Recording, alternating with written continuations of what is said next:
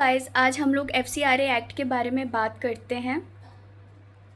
FCRA act का पहले मतलब जान लेते हैं, इसका मतलब क्या होता है। यह एक कानून है जो यह तय करता है कि भारत में कोई एनजीओ, ट्रस्ट, संस्था या कुछ मामलों में व्यक्ति विदेशी से मिलने वाले जो भी दान, जैसे डोनेशन, ग्रांट या फिर जो हेल्प है वो यूज़ कर सकता है। और जैसे इस कानून का ये उद्देश्य सुनिश्चित करना भी होता है कि जो विदेशी धन आ रहा है वो किसी गलत काम में यूज़ ना हो। लाइक जो हमारा लोकतांत्रिक प्रक्रिया है, देश की सुरक्षा वगैरह में, इसमें इसके हित में ही हो, इसमें कोई गलत काम वगैरह ना हो। और जैसे कि एग्ज़ाम्पल, जैसे टेररिस्ट अटैक वगैरह किसी को कराना हो इंडिया में, तो ऑब्वियसली उन लोगों को फंडिंग की ज़रूरत पड़ेगी। तो वो ये चेक करता है ये एक्ट कि जो फंडिंग आ रही है वो किसी गलत काम में ना हो, अच्छे कामों के लिए ही हो। जैसे किसी ट्रस्ट वगैरह को, जैसे किसी चर्च में फंडिंग की ज़रूरत है, क्रिश्चियन चर्च है उसमें फ़ंडिंग की ज़रूरत है, तो वो बाहर जो फॉरेनर्स वगैरह हैं, कोई भी फॉरेन कंट्री या फिर फॉरेन पीपल उससे फंडिंग दे सकते हैं। तो ये ऐसे कामों के लिए यूज़ होता है। और ये 1976 में फ़र्स्ट टाइम इस एक्ट को बनाया गया था। फिर तब से इसमें बीच बीच में चेंजेस किए गए हैं। अब 1976 के 50 साल बाद 2026 में ये ज़्यादा चर्चे में आया है। इसमें 2 चेंजेस बड़े किए गए हैं।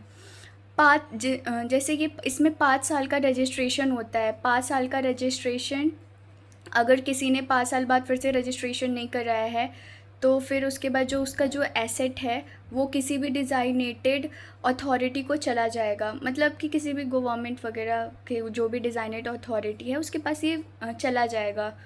और हाँ, लेकिन ये है कि अगर उन्होंने फिर से 5 साल बाद रिन्यू करा लिया है तो फिर उसके बाद उनको फिर से ये जो एसेट है पास हो जाएगा।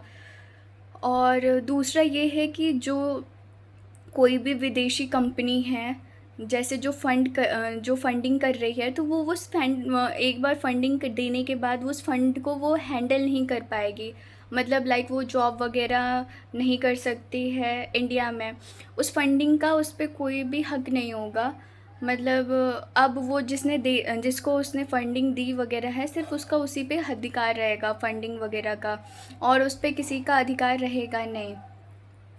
और जो ये एक्ट है, मतलब उसमें जो यूएस लॉ मेकर्स वगैरह हैं वो भी मतलब कंसर्न है इस जो एक्ट प्रपोज़ किया है, जो इंडिया ने इस एफसीआरए में जो चेंजेस किए गए हैं। जैसे मैंने आपको बताया बीच बीच में भी चेंजेस होते हैं, बट इस बार इसमें ज़्यादा कंसर्न की बात है।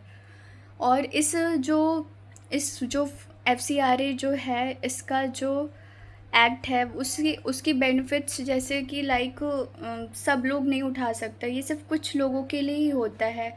जो लोग नहीं उठा सकते, जैसे कि सांसद और विधायक, चुनाव लड़ने वाले उम्मीदवार, राजनीतिक दल, न्यायाधीश, सरकारी कर्मचारी वगैरह, ये सब इसका यूज़ नहीं कर सकते हैं। जो नॉर्मल लोग हैं वही कर सकते हैं इस फंडिंग का।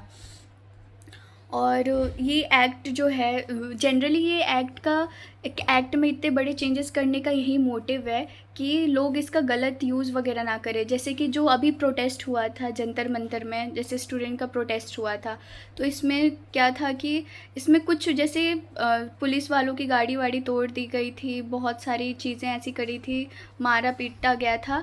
तो इसमें बहुत सारी ऐसी चीज़ें की गई थी जैसे स्टूडेंट्स वगैरह जो कि नहीं कर सकते हैं वो। तो उसमें नाम आ रहा था कि किसी ने उनको लाइक वो लोग फंडिंग दे रहे हैं वगैरह, वो लोग मारपीट वगैरह करने के लिए। तो ये मतलब मैं आपको एग्जांपल दे रही हूँ कि ऐसा हुआ था, जानने को आया था। तो ये इसीलिए ये एक्ट वगैरह इम्पॉर्टेंट है, ताकि ये चेक करे कि कहीं गलत वगैरह फंडिंग ना आए मारपीट वगैरह के लिए या फिर टेररिस्ट अटैक वगैरह के लिए। Thank you.